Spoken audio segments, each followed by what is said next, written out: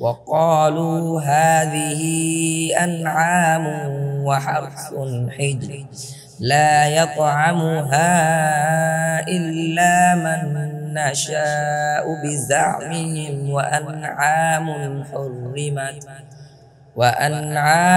حرمت ظهورها وأنعام لا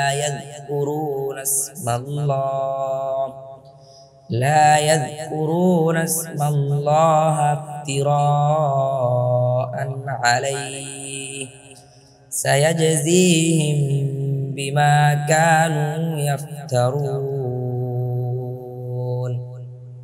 138 আর তারা তাদের ধারণা অনুসারে বলে, এই চতুষ্পদ জন্তুগুলো ও শস্য নিষিদ্ধ।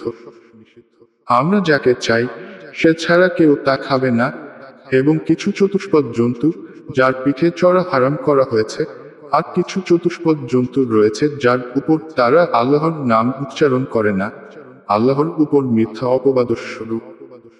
তারা যে মিথ্যা বানায় তার কারণে তাদেরকে অচিরেই তিনি প্রতিফল দেবেন। وقالوا ما في بطون هذه الأنعام خالصة